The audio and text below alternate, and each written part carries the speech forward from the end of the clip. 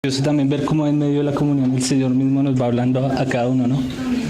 Y todos nos necesitamos los unos de los otros. Esta semana que el hermano me dijo que si podía compartir el domingo, hablamos con Cristian de ver hasta qué pasaje él compartía. Él compartió ayer hasta el capítulo 6 de Timoteo, 1 Timoteo, hasta el versículo 16. Y yo toda la semana le pedí al Señor que quería que compartiera en base a los versículos que seguían. Y de verdad que no encontraba nada. Y leía mucho. Y oraba y le decía al Señor, ¿qué quieres que le hable a la iglesia a través de estos versículos? Y nada, hermanos, de verdad, nada. Encontré un salmo y lo leí y yo dije, no, pero esto no tiene nada que ver con... Ay, Señor, ¿qué será? Y ayer, gracias al Señor, mientras Cristian compartía, el Señor me empezó a mostrar todas las cosas y pues confiamos en el Señor de que Él nos hable a través de su palabra lo que Él quiere. Tomé unas notas porque a mí se me olvidan mucho las cosas. Entonces, bueno, si quieren, abrimos la palabra en 1 Timoteo 6, 16, bueno, 17. Entonces, como hablamos ayer, Cristian nos compartía pues echar mano de la vida eterna y las demás cosas, que la verdad fue algo que el Señor nos llama a hacer, a poner nuestros ojos en la vida eterna. Y ahí sigue, bueno, después de la parte que Cristian compartió, donde en el 16 dice, el único que tiene inmortalidad, que habita en luz inaccesible, a quien ninguno de los hombres ha visto ni puede ver, al cual sea la honra y el imperio sempiterno. Amén. El Señor Jesús, que es nuestro Dios. Amén. Y sigue ahí en el verso 17. Dice, a los ricos de este mundo manda que no sean altivos, ni pongan la esperanza en las riquezas, las cuales son inciertas, sino en el Dios vivo que nos da todas las cosas. Miren, hermanos, aquí hay algo que me llamó pues bastante la atención, y es cómo Pablo hace la diferencia con una palabra, y es la palabra mundo, ¿no? O sea, él dice a los ricos de este mundo, él va a hablar claramente a las personas que están aquí en la tierra. Y me llamó bastante la atención esa palabra, por eso el Señor a través de esa palabra me empezó a hablar bastante. Y yo me puse a leer de esta palabra y me llamó bastante la atención eso, como Pablo en los capítulos anteriores nos habla de las riquezas en Cristo, de lo eterno, de todo eso, y ahora aquí se detiene para hablar del mundo.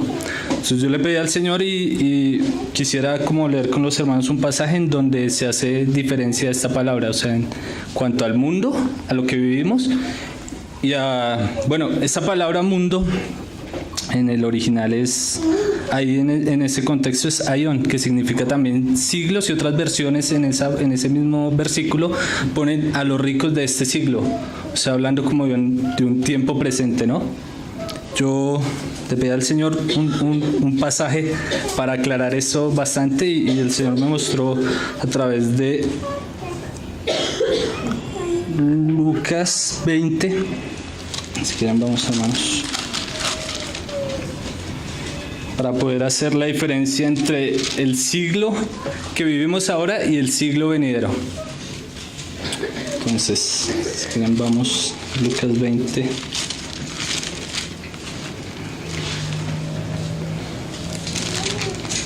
Lucas 20. Bueno, desde el versículo 27.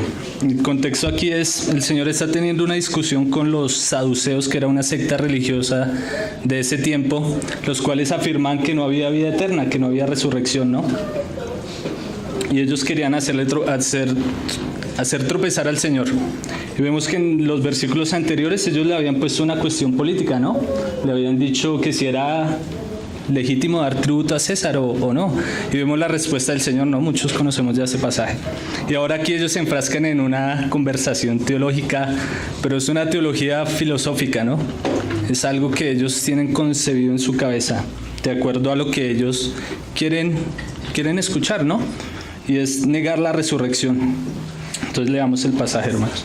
Dice, llegando entonces algunos de los saduceos, los cuales niegan haber resurrección, le preguntaron, diciendo, Maestro, Moisés escribió, si el hermano de alguno muriere teniendo mujer y no dejare hijos, que su hermano se case con ella y levante descendencia a su hermano. Sigue. Hubo pues 7 hermanos, y el primero tomó esposa y murió sin hijos. Y la tomó el segundo, el cual también murió sin hijos. Y la tomó el tercero, y así todos los 7, y murieron sin dejar descendencia. Finalmente murió también la mujer.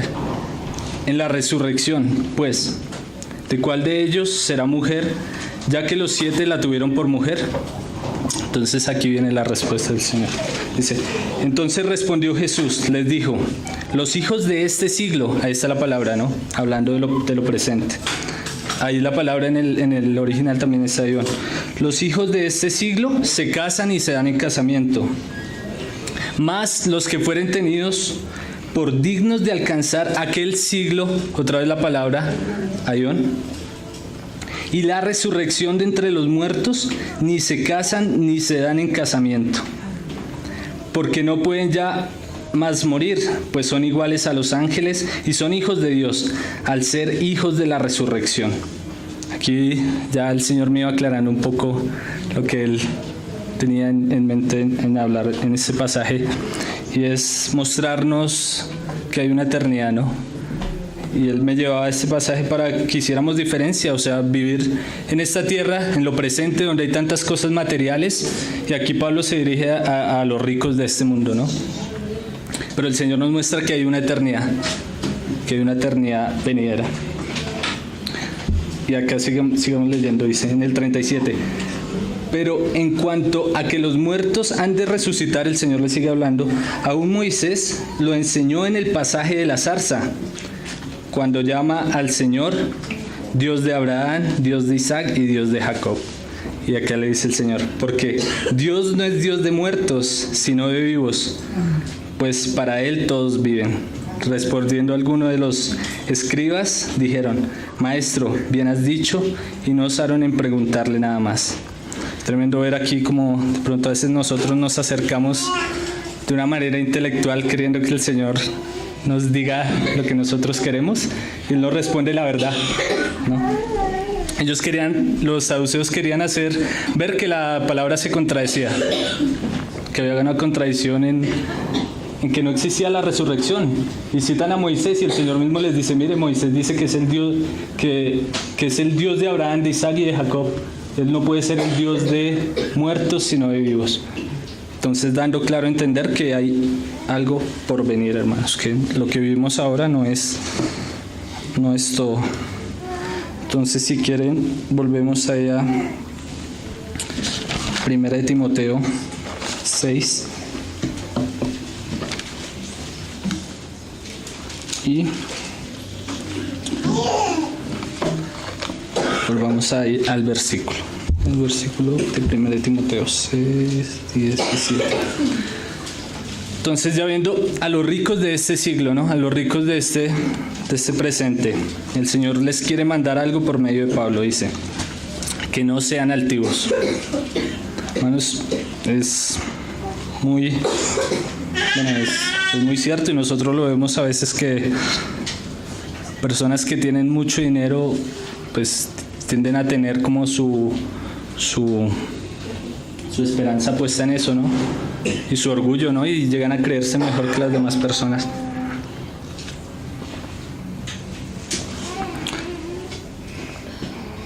Entonces, aquí hay algo que Pablo quiere mandar, y yo creo que le está hablando a los hermanos cristianos, porque está hablándole a Timoteo para que le hable a los hermanos de la iglesia en Éfeso. Les está diciendo, oiga, dígale a los ricos, porque el Señor también da riquezas materiales, ¿no? Y lo podemos ver también en la palabra, eso nos lo enseña el Señor. Aquí la altivez, yo me puse a buscar, la palabra altivo, y en otras versiones, en la textual, dice que esa palabra altivo la colocan como arrogante, una persona arrogante.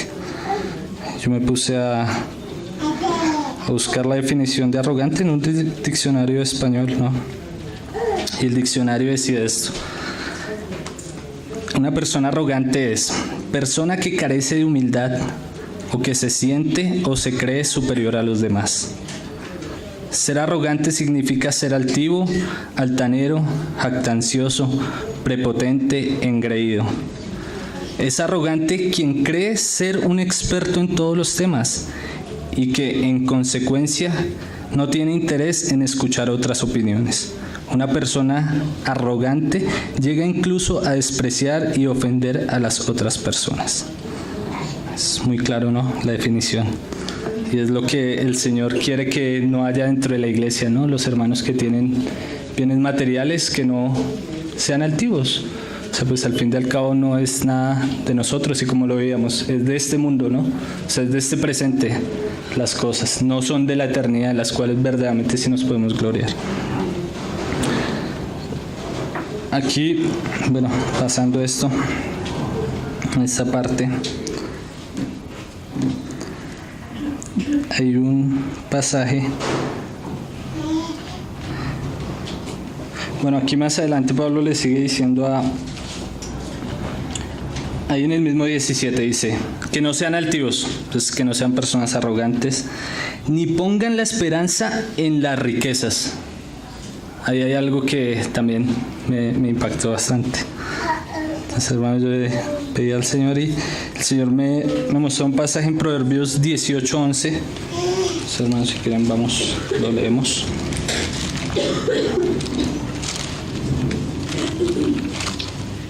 Proverbios 18:11.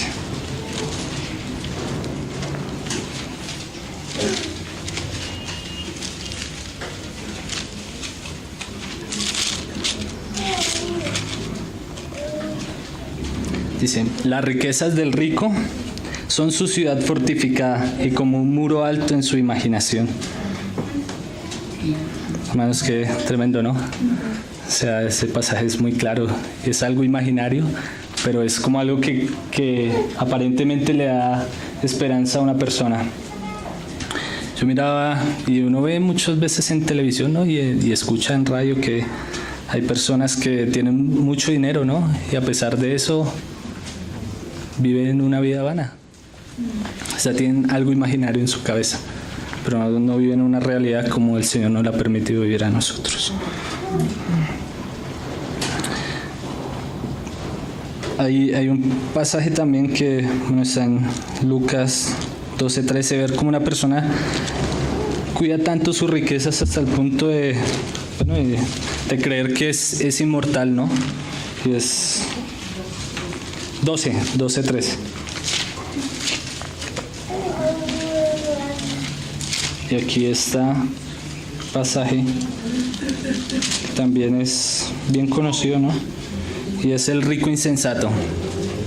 Dice, le dijo 12:13. Dice, el rico insensato es el subtítulo. Dice, le dijo uno de la multitud, maestro, di a mi hermano que parta conmigo la herencia. Mas él le dijo, hombre, ¿quién me ha puesto sobre vosotros como juez o partidor? Y le dijo, mirad y guardaos de toda avaricia, porque la vida del hombre no consiste en la abundancia de los bienes que posee.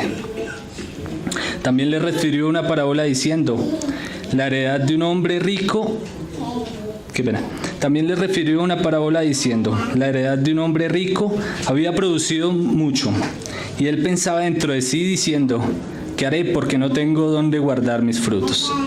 Y dijo, esto haré, derribaré mis graneros y los edificaré mayores, y allí guardaré todos mis frutos y mis bienes, y diré a mi alma, alma, muchos bienes tienes guardados para muchos años, repósate, come, bebe y regocíjate. Ahí vemos una persona que está poniendo su esperanza en las riquezas, ¿no? Diciendo, ya tengo todo, entonces ahora me voy a sentar, voy a comer, voy a vivir de una manera aparentemente bien, porque pensando él que no se va a morir jamás, ¿no? Entonces, qué pena. 21. no, el 19, dice, y diré a mi alma, alma, muchos bienes tienes guardados para muchos años, repósate, come, bebe, regocíjate. Pero Dios le dijo, necio, esta noche vienen a pedir tu alma, y lo que has provisto, ¿de quién será? Así es el que hace para sí tesoro y no es rico para con Dios. Tremendo, no es poner nuestra esperanza en las riquezas, porque nosotros hoy estamos, mañana no sabemos, y así mismo las riquezas, ¿no? Aquí más adelante ya Pablo lo va a seguir diciendo. Ahí también el Señor habla de que vamos a morir y va a ir nuestra alma una eternidad. Y lo de este siglo va a quedarse acá, pero allá hay algo superior, ¿no? En el siglo venidero o en la eternidad con el Señor. En 2 Corintios dice, 4:18, dice, no mirando nosotros las cosas que se ven, sino las que no se ven, pues las cosas que se ven son temporales, pero las que no se ven son eternas. Ahí nuevamente el Señor nos muestra algo, que todo lo que tengamos aquí va a desaparecer. Entonces ahí seguimos viendo. Entonces ahora, hermanos, si quieren volvemos allá, 1 Timoteo 6:17. Entonces íbamos, a los ricos de este siglo manda que no sean altivos, ya vimos, no ser arrogantes, ni pongan la esperanza en las riquezas. Ya vimos que no nos vamos a llevar nada de este mundo. Dice, las cuales son inciertas. Ahí vemos algo más, es una imaginación en nuestra cabeza, ¿no? Como lo leíamos ahí en Proverbio. Eso es algo vano y pasajero. Y dice, sino en el Dios vivo. Ahí también el Señor me detenía bastante, porque ahí es donde debe estar nuestra esperanza, hermanos, en el Dios vivo. Qué bonito es poder confiar en el Señor, ¿no? Como el Señor nos muestra ahorita, Él no es Dios de muertos, sino de vivos. Bueno, si quieren volvemos otra vez a Proverbios 18.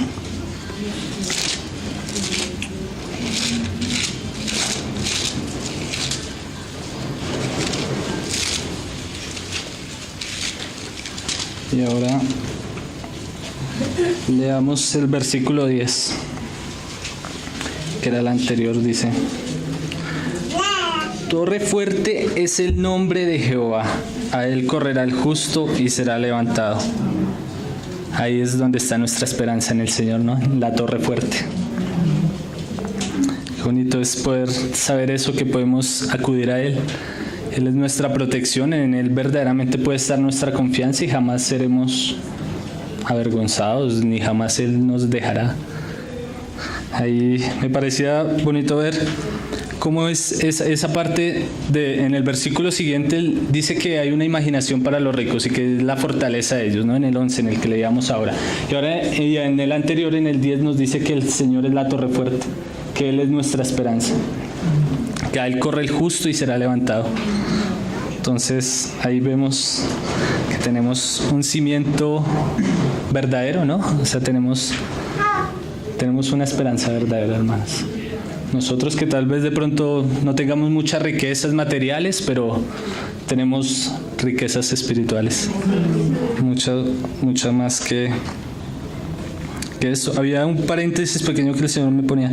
Y dice, a pesar de todas estas cosas, a pesar de ver, digamos, que el Señor es la torre fuerte y a Él podemos acudir, o sea, a Él podemos ir y seremos guardados, el Señor me decía que a veces es algo triste ver en nosotros mismos como cristianos que deseamos más las cosas materiales. A veces nosotros, no sé, corremos de la torre, pero no hacia ella, sino hacia el otro lado.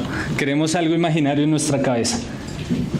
Queremos las cosas materiales, queremos las cosas de este siglo, y que en sí no es malo, ¿no? Porque más adelante el Señor va a decir para qué Él permite esas riquezas.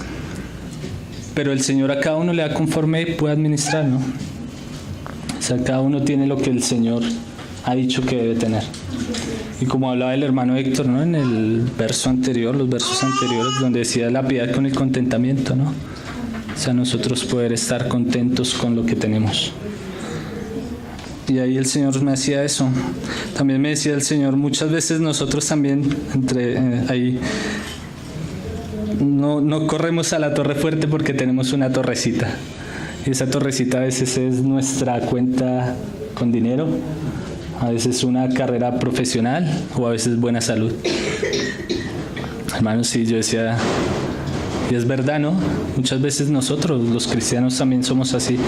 Tenemos una estabilidad en cierta cosa o en un estudio, tenemos una buena salud o tenemos dinero, todas esas cosas. Nuestra esperanza a veces se quita de la torre fuerte y se pone en una torrecita que será tumbada. Y decía gracias al Señor porque Él tumba esa torrecita y podemos verdaderamente ver esa torre fuerte que es el Señor, ver esa torre fuerte que es Dios mismo.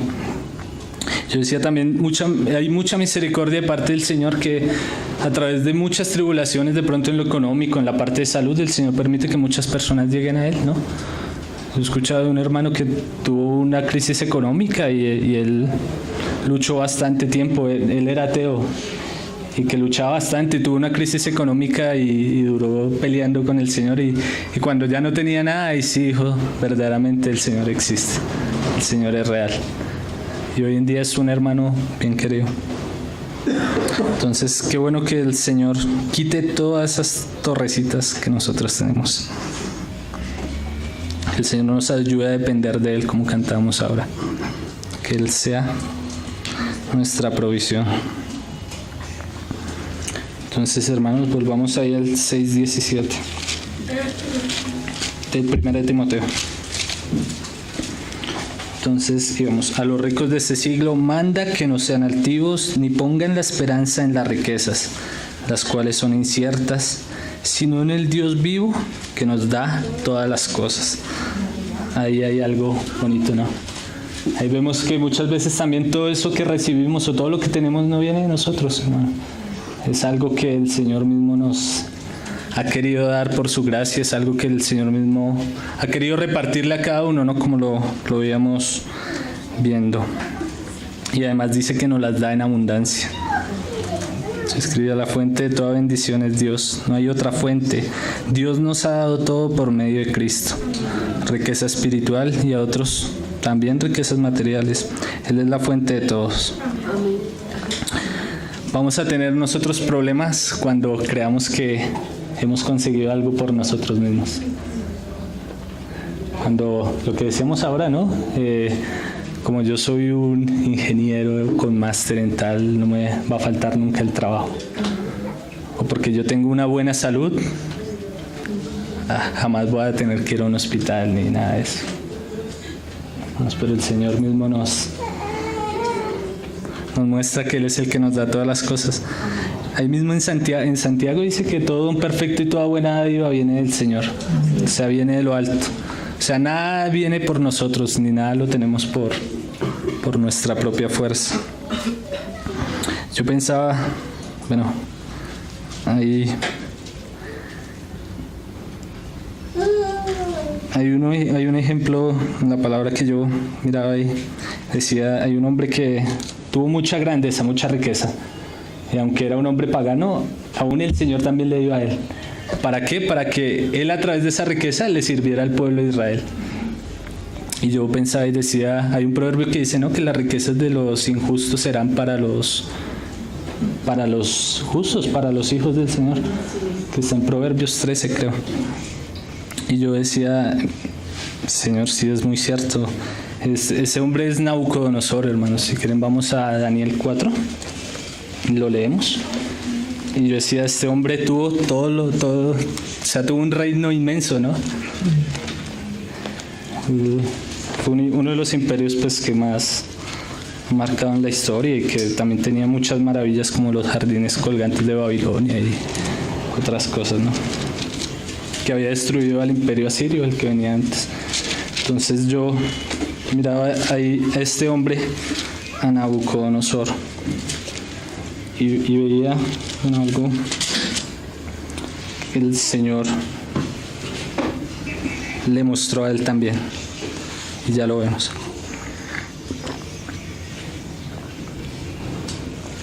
Entonces, el contexto pues de esta parte que vamos a leer es: el pueblo de Israel ya había sido llevado cautivo, ahora venía el pueblo de Judá. Y ahí en ese pueblo fue arrastrado Daniel y sus 3 compañeros, que es muy famosa la historia de Sadrach, de Misael y Abednego, ¿no? Que fueron echados al horno de fuego por Nabucodonosor también, y que Nabucodonosor vio que el Señor mismo los había guardado en ese horno de fuego. Más adelante Nabucodonosor, ya acá en el capítulo 4, él tuvo un sueño, ¿no? Donde el Señor le mostraba que el reino de él había crecido tanto, que había prosperado tanto, pero que iba a ser quitado. Y el Señor ninguno de los sabios de Babilonia le pudo interpretar el sueño. Solo estaba Daniel, ¿no? Y le dijeron: venga, traiga a este joven hebreo, que este sí le puede decir lo que significa su sueño. Entonces él manda a llamar a Daniel y le cuenta el sueño y le dice: mire, yo tuve este sueño. No sé si bien lo leemos. Pues era para no leer el pasaje completo, pero dice aquí. Entonces aquí, si quieren, leemos desde cuando llega Daniel, en el 19. Dice: entonces Daniel, cuyo nombre era Belsasar, quedó atónito casi 1 hora y su pensamiento turbado después de lo que le había contado Nabucodonosor. El rey habló y dijo: Belsasar, no te turben ni el sueño ni su interpretación, Belsasar. Belsasar respondió y dijo: Señor mío, el sueño sea para tus enemigos y su interpretación para los que mal te quieren. El árbol que viste, que crecía y se hacía fuerte y cuya copa llegaba hasta el cielo y que se veía desde todos los confines de la tierra, cuyo follaje era hermoso y su fruto abundante, y en que había alimento para todos, debajo del cual moraban las bestias del campo y en cuyas ramas anidaban las aves del cielo.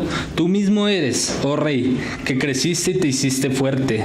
Allá vemos cómo el Señor había engrandecido a Nabucodonosor. Decía que era un árbol grande que todos comían de él, ¿no?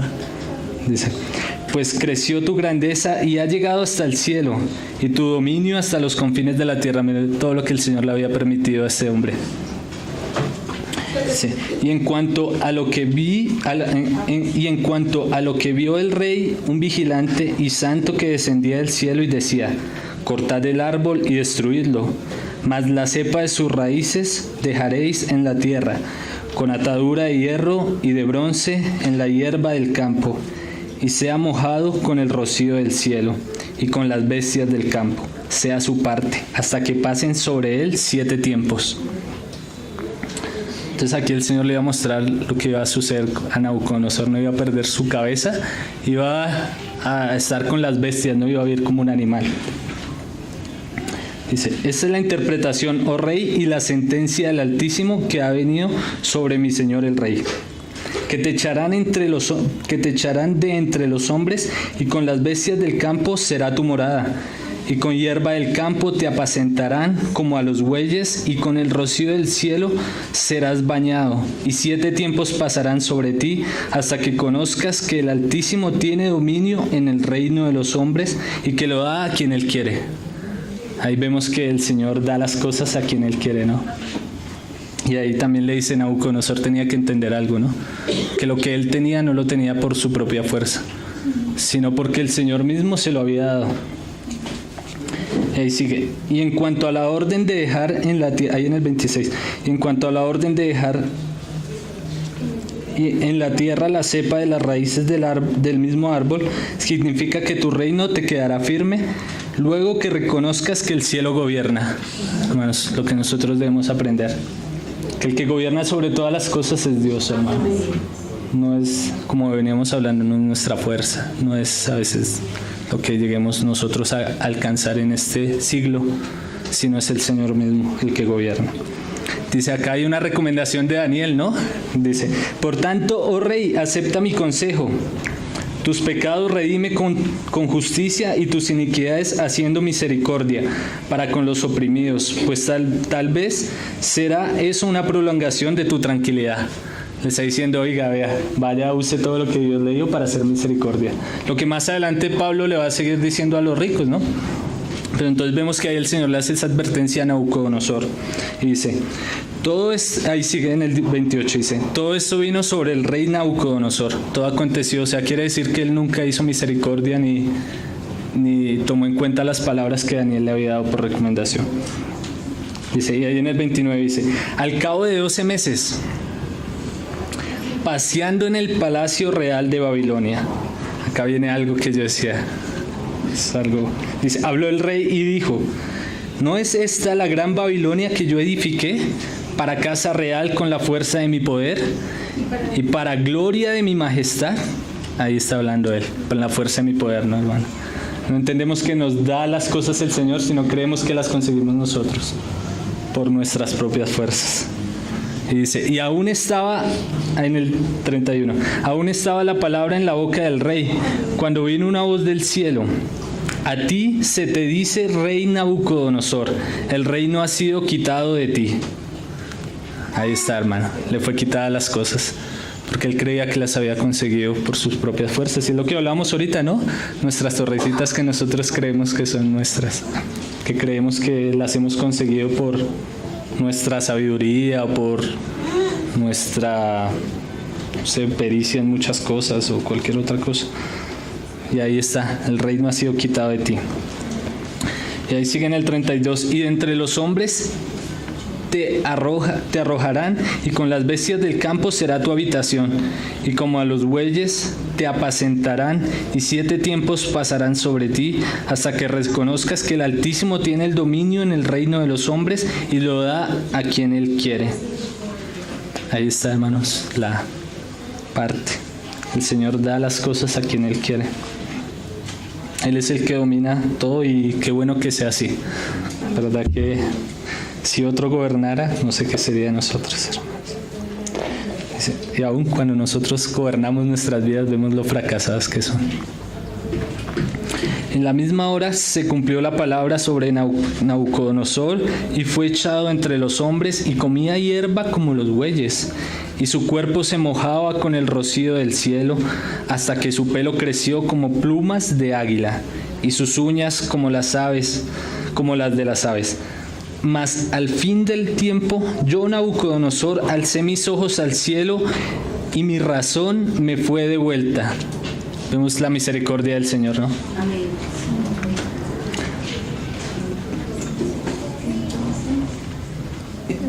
Y bueno, y mi razón me fue devuelta. Y bendije al Altísimo, y alabé y glorifiqué al que vive para siempre. Ahí está la consecuencia después de que hemos sido humillados, de que hemos perdido la esperanza en las riquezas, en nuestra fuerza, en todo lo nuestro. Verdaderamente podemos glorificar al Señor. Y eso era algo también que anoche los hermanos compartían, ¿no? Después de la reunión que hubo un tiempo de mutualidad, varios hermanos hablaban de eso, del ser quebrantados, del poder verdaderamente morir a nosotros mismos, ¿no? Entonces,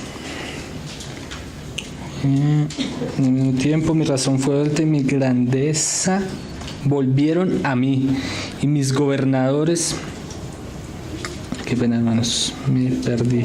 34. No, íbamos en el 34, sí. Y bendije al Altísimo, y alabé y glorifiqué al que vive para siempre, cuyo dominio es sempiterno, y su reino por todas las edades. Ahí, otra vez nos hablan de la eternidad. Hermanos, todo lo que tengamos aquí es pasajero, vuelvo y lo recuerdo, ¿no? Bueno, y el Señor me lo recuerda a mí también. Dice, 35, todos los habitantes de la tierra son considerados como nada, y Él hace según su voluntad en el ejército del cielo y en los habitantes de la tierra, y no hay quien detenga su mano y le diga, ¿qué haces? A veces nosotros, Señor, pero ¿por qué a mí no me das esto? ¿Por qué lo haces así? ¿Por qué no lo haces a mi manera? Y vemos que Él es el que lo hace como Él quiere. Dice, en el mismo tiempo mi razón me fue devuelta, y la majestad de mi reino Mi dignidad y mi grandeza volvieron a mí, y mis gobernadores, mis consejeros me buscaron, y fui restablecido en mi reino, y mayor grandeza me fue añadida. Vemos que el Señor es bueno, ¿no? Cuando verdaderamente nosotros quitamos nuestra mirada de lo terrenal. El Señor puede, no sé, prosperar a algún hermano en lo material, pero primero tiene que quitarle la vista de eso, hermano. Y a veces vemos que nosotros fracasamos buscando lo material y deberíamos estar buscando lo celestial, hermano. Eso que busca eterno, y si no llega lo material, amén, ya somos ricos. Pero si el Señor nos da, ya vamos a saber para qué es eso, ¿no? Nosotros debemos buscar primero al Señor, hermanos. Y acá sigue. Ahora yo, Nabucodonosor, alabo, engrandezco y glorifico al Rey del cielo, porque todas sus obras son verdaderas y sus caminos justos, y Él puede humillar a los que andan con soberbia. Ahí vemos que el Señor le quita la altivez o la arrogancia al que está muy subido. Que el Señor nos ayude en esto, hermanos. Entonces, si quieren, volvemos a ir otra vez a 1 Timoteo 6:17.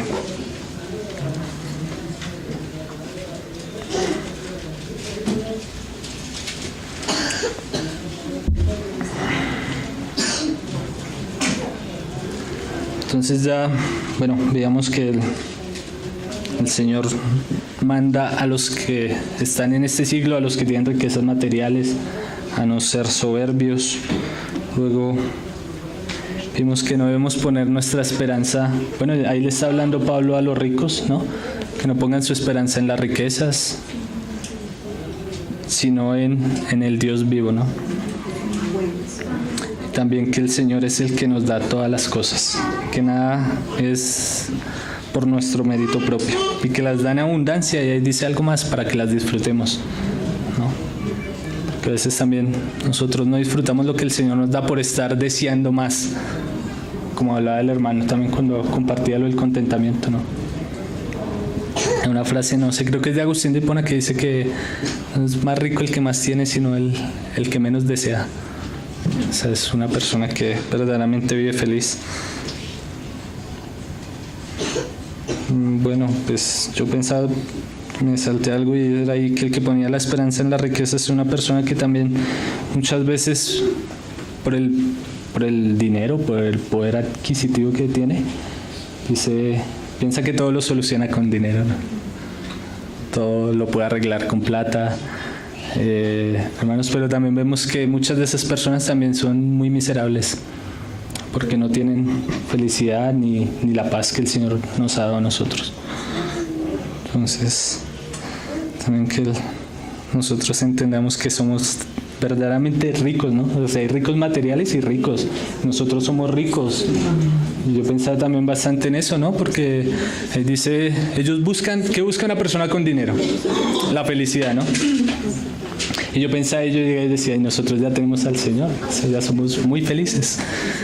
Entonces llegué y pensaba, no sé, hay pasajes que dicen, en 1 Corintios 3, creo que hay un pasaje que dice, y todo es vuestro, o sea, Dios ya nos dio todo. Y en Efesios dice, y Él los bendijo con toda bendición espiritual, también ya nos dio todo. O sea, nosotros ya tenemos una felicidad, también dice que nos ha dado la paz que sobrepasa todo entendimiento. Eso es lo que los hombres buscan, ¿no? Una paz. Nosotros la tenemos, o sea, somos ricos. Y es algo que nosotros debemos valorar. También Jorgito compartía el viernes en Teusaquillo algo de la mujer samaritana, ¿no? Que pide beber y ella verdaderamente fue saciada porque bebió el agua de vida del Señor mismo. Y es gratis, ¿no? Porque Él lo recalcaba. Como dice en Isaías 55, creo. El que quiere venir a mí, venga y compre leche y pan, y vengan y cómprenlo y sin dinero. O sea, no necesitamos la plata para ser felices, como a veces el mundo nos lo ha hecho creer a nosotros. Entonces, qué bonito ver también que el Señor quiere que disfrutemos las cosas, ¿no? Lo poco también que Él nos da, y a veces también hay hermanos que les da mucho, pero que lo disfruten confiando en el Señor, ¿no? Confiando en que el Señor mismo es el que lo da y que tal vez eso no puede durar para siempre. Y hay algo más que, bueno, ya Pablo le va a hablar a las personas, ahora sí, ¿para qué es esa riqueza, no? Sabemos que el Señor le dio la grandeza a Nabucodonosor, tuvo a Daniel, después le dio la grandeza al rey de Persia para que pudiera regresar el pueblo de Israel a construir. Y vemos también que así el Señor le da a muchas personas para que puedan bendecir en la obra del Señor, ¿no? Y ahí es lo que va a hablar Pablo en el versículo 18, que también es como un mandamiento. Bueno, no es un mandamiento, les dice, vea, hagan el bien.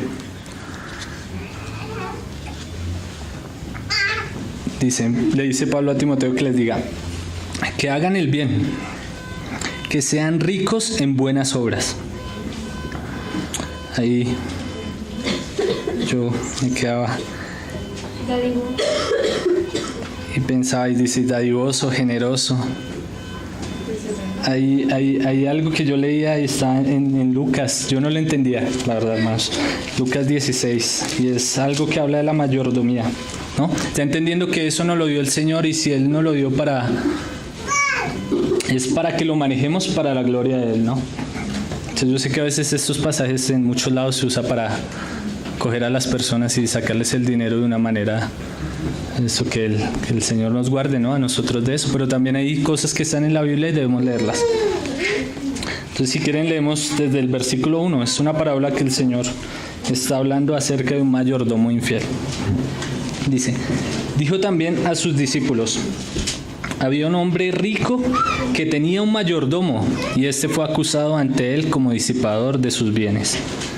Entonces le llamó y le dijo, ¿qué es esto que oigo acerca de ti?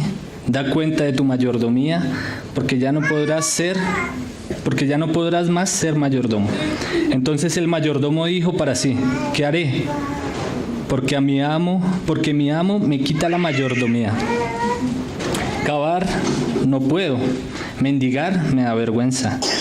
Ya sé lo que haré, para que cuando se me quite de la mayordomía me reciban en sus casas. Y llamando a cada uno de los deudores de su amo, dijo al primero, ¿cuánto debes a mi amo? Él dijo, 100 barriles de aceite. Y le dijo, toma tu cuenta, siéntate pronto y escribes en cuenta. Después dijo a otro, ¿y tú? ¿Cuánto debes? Y él dijo, 100 medidas de trigo. Él le dijo, toma cuenta y escribe 80. Y alabó el amo al mayordomo malo por haber hecho sagazmente, porque los hijos de este siglo son más sagaces en el trato con sus semejantes que los hijos de luz. Yo decía aquí, uy Señor, ¿cómo este hombre puede alabar a este hombre? Era como por la sagacidad que él había tenido, ¿no? O sea, él quería asegurarse un futuro. Él estaba pensando en su futuro. Él estaba pensando en que, como lo iban a sacar por ser tramposo, y necesitaba hacer algo para no quedarse. Él dice que mendigar le da vergüenza y todas esas cosas, ¿no? Y ahí me llama también la atención que el Señor le dice, porque los hijos de este siglo son más sagaces en el trato con sus semejantes. Y a veces vemos eso también, ¿no? Muchas personas en el mundo son más o están más pendientes de las cosas del mundo que nosotros en las cosas del Señor. Y ahí le dice que los hijos de luz. Dice, y yo, ahí en el 9 dice, y yo os digo, ganad amigos por medio de las riquezas injustas, para que cuando éstas falten os reciban en las moradas eternas. Aquí yo llegué y decía, bueno, y esto de ganar riquezas con los amigos con las riquezas injustas, ¿qué es? ¿Malos negocios? Yo decía, no.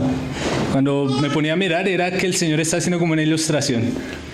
Está diciendo, oiga, vea, está haciendo una trampa para ganar algo. O sea, no de una manera tramposa. El Señor nos ha mandado a cada uno a trabajar, a cada uno de pronto le ha dado un negocio o cualquier cosa, pero el Señor en cierta manera le dice eso como algo injusto, pero en sí no es que nosotros lo hagamos mal, sino que el Señor lo está diciendo como de una manera para darlo a entender, ¿no? Les dice, vea, usen todo lo que ustedes tienen, o sea, su trabajo, el dinero, todas las cosas, para ganar personas para el reino del Señor, ¿no? Eso es lo que nosotros debemos hacer a través del trabajo que el Señor nos ha dado, también a través pues, de lo que el Señor nos provee, que nosotros podamos también participar para que el Evangelio del Señor corra, ¿no? Y para toda buena obra. Y ahí sigue diciendo en el 10, el que es fiel en lo muy poco, también en lo más es fiel. Ahí también es algo. A veces nosotros no somos fieles en lo poco y queremos lo mucho, ¿no? Y el que en lo muy poco es injusto, también en lo más es injusto. Qué tremendo, ¿no?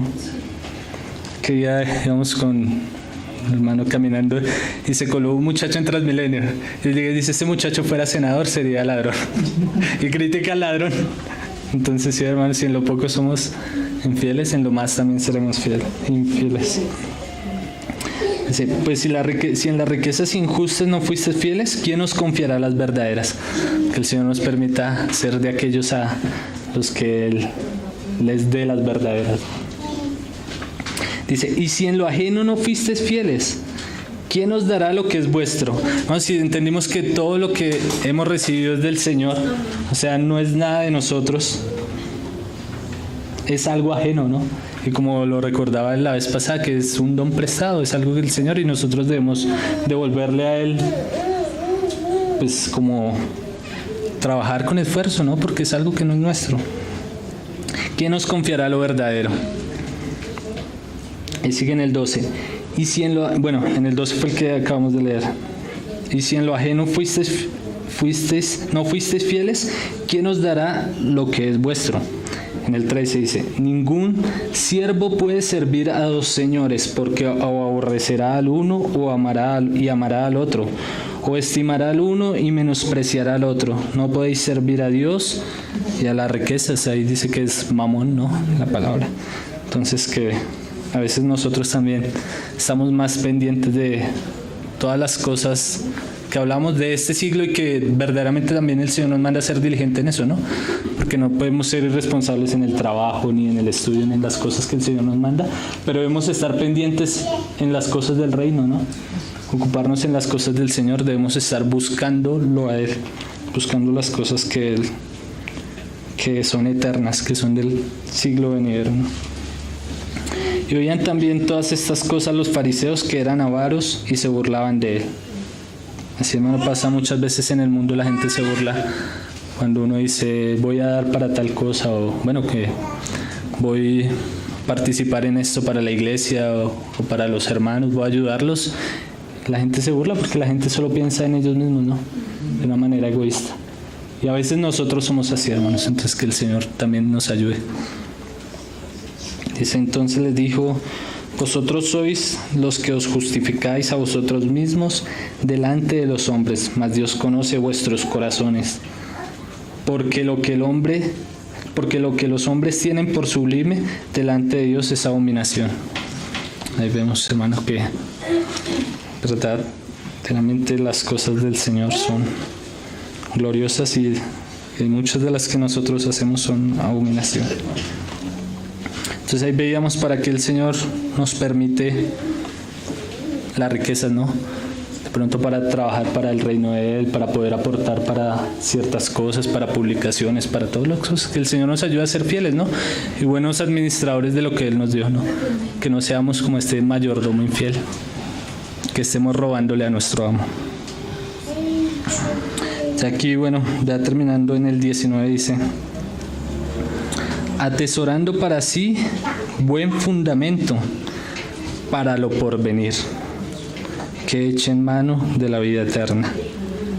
Aquí nos dice, vea, hagan esas buenas obras, búsquenlo para lo que va a venir, no para el siglo venidero, o sea, para la eternidad. Ahí está en Lucas 12:32, lo leemos. Lucas 12:32. 32 dice el título, ¿no? Que ponen acá, dice tesoro en el cielo. Dice, no temáis, manada pequeña, porque a vuestro Padre le ha placido daros el reino. Ahí vemos que el Señor nos ha dado todas las cosas ya, nos ha dado el reino. Y dice, vended lo que poseéis y dad limosna, haceos bolsas que no se envejezcan, tesoros en los cielos, que no se agote, donde el ladrón no llega, ni la polilla destruye. Ahí está ya más claro en lo que debemos verdaderamente invertir, ¿no? Vended lo que poseéis y dad limosna, haceos bolsas que no se envejezcan, tesoros en los cielos, que no se agote, donde el ladrón no llega, ni la polilla destruye. porque donde está vuestro tesoro, allí estará también vuestro corazón. Aquí hay algo que también deja al descubierto, en dónde tenemos nosotros nuestro corazón. Yo pensaba y decía, a lo que más pensemos y en lo que más dediquemos tiempo, ese es nuestro Dios, ahí está nuestro corazón, hermano. No sé, yo decía, uy, Señor, perdóname. Y pues cada uno tiene sus propias cosas, ¿no? Y pues el Señor mismo nos examine a cada uno. Y cada uno puede decir verdaderamente, uy, yo estoy dedicando más tiempo a esto, o estoy invirtiendo más en esto que en las cosas del Señor. Pero que sea algo del Señor, ¿no? No de nuestras fuerzas, hermano, porque religiosidad hay mucha. Nosotros necesitamos de la palabra del Señor que da vida. Entonces que el Señor mismo nos muestra a cada uno en qué estamos invirtiendo nuestras cosas. Y si quieren volvemos ahí y hacer tesoros en el cielo, ¿no? Él decía, donde la polilla no corrompe, en el siglo venidero, en donde el Señor decía, ahí van a estar en la eternidad conmigo, ahí van a gozar, porque ya Él lo dio todo. O sea, Él mismo se dio para que nosotros podamos estar con Él en la eternidad. Ese es un ejemplo, pues, del darlo todo, ¿no? Ver cómo el Señor mismo se dio. Que podamos nosotros vivir entregándolo todo para el servicio del Señor. Que nuestra prioridad sea la obra del Señor. Que hay algo que me llamó la atención, lo había leído hace harto de un misionero, y decía, un hombre que dio su vida. O sea, a veces uno da dinero, ¿no? Pero dar la vida, yo decía, qué tremendo. Se llama Jean Elliott, dice. Él murió a manos de los indígenas, ¿no? Él se fue con un grupo de misioneros, venía de Estados Unidos, creo, a evangelizar una tribu indígena que quedaba en Ecuador. Y él sin compartirles ni una palabra, ¿no? O sea, se bajó el helicóptero y lo mataron. Lo mataron a él y mataron a todos. O sea, él dio su vida y muchos de nosotros diríamos, este hombre no hizo nada, ¿no? Fracasó. Pero no, el Señor más adelante permitió que la esposa de él viajara, estuviera compartiendo con ellos y toda la tribu se convirtió al Señor. Y yo decía, qué tremendo, este hombre dio su vida por muchas vidas. También leí de este hombre, un rico que pagaba por los judíos para que no los mataran, Oscar Schindler, ¿qué se llamaba? También que dio su riqueza para salvar a los judíos. Yo decía que el Señor nos ayuda a poder dar todo. Y hay una frase que, Jean Elliott dice, no es tonto aquel que da lo que no puede retener para ganar lo que no puede perder. Hermanos, nosotros no podemos perder la salvación, ya el Señor nos la dio. Y todo lo que nosotros nos apegamos se va a ir. Verdaderamente el Señor nos ha dado mucho más. Que podamos entregarlo todo a Él. No nos apeguemos a nada de esta tierra. Podamos verdaderamente vivir para aquello que ya el Señor ganó por nosotros, porque fue un regalo de la gracia del Señor también. Bueno, hermanos, sí, ya creo que para terminar voy a leer el Salmo porque me parecía bonito el que les decía. Y yo al final dije, Señor, ¿y qué tiene que ver este Salmo con todo lo que hemos visto, ¿no? Pensaba, no, y el Señor nos lleva a poner la esperanza en Él, a poner nuestra confianza en Él. Y es más o menos lo que habla es lo que habla el Salmo. Porque al poner nuestra confianza en el Señor vamos a dejar de mirar lo que esta tierra nos puede ofrecer, ¿no?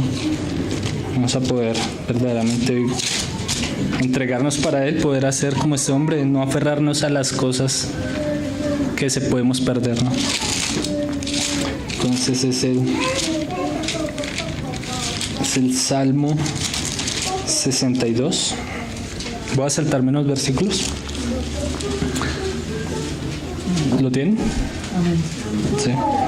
Dice, en Dios solamente está callada mi alma, de Él viene mi salvación. Él solamente es mi roca y mi salvación. Es mi refugio, no resbalaré mucho. En el 5, alma mía, en Dios solamente reposa, porque de Él es mi esperanza. Ahí vemos, nuestra esperanza está en el Señor. Él solamente es mi roca y mi salvación, no el dinero, hermanos, no nuestras fuerzas como lo vivíamos, sino el Señor mismo. Es mi refugio, no resbalaré. De Él no nos vamos a caer. como decíamos, lo que Él nos ha dado no lo vamos a perder. En Dios está mi salvación y mi gloria. En Dios está mi roca fuerte y mi refugio. Esperad en Él en todo tiempo, oh pueblos. Derramad delante de Él vuestro corazón. Dios es nuestro refugio, nuestra torre fuerte, hermanos. Por cierto, vanidad son los hijos de los hombres, mentira los hijos de varón. Pesándolos a todos, igualmente en la balanza serán menos que nada. No confíes en la violencia ni en la rapiña. No os envanezcáis si se aumentan las riquezas, no pongáis el corazón en ellas. Ahí vemos, hermano. Si el Señor nos da más el día de mañana, no nos envanezcamos. Dice, una vez habló Dios, 2 veces he oído esto, que de Dios es el poder, y tuya, oh Señor, es la misericordia, porque tú pagas a cada uno conforme a su obra. Entonces ahí vemos, hermano, que el Señor a cada uno nos va a dar conforme a lo que nosotros hicimos con lo que Él nos dio, ¿no? Ya sea la riqueza o sean las demás cosas. Entonces, hermanos, en Él debe estar nuestra confianza. Amén. Oremos.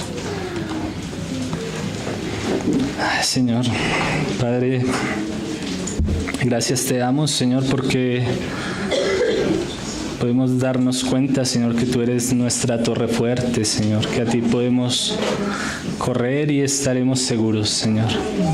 Solo en ti queremos poner nuestra confianza, Señor. Solo en ti queremos esperar. Padre, te queremos pedir perdón, Señor, si hay muchos ídolos o muchas cosas que anhelamos, Señor, más que a ti, Señor. Te pedimos que tú mismo las quites, Señor, que las rompas, Padre, que verdaderamente podamos echar mano de la vida eterna, Señor. Que verdaderamente podamos vivir para ti, Señor. Gracias por todo lo que tú nos has dado, Señor. Gracias por tu Hijo, gracias por tu Espíritu, Señor. Gracias por tu iglesia, Señor. Te bendecimos, Señor, y te alabamos, Señor. En el nombre de tu Hijo Jesús. Amén. Amén.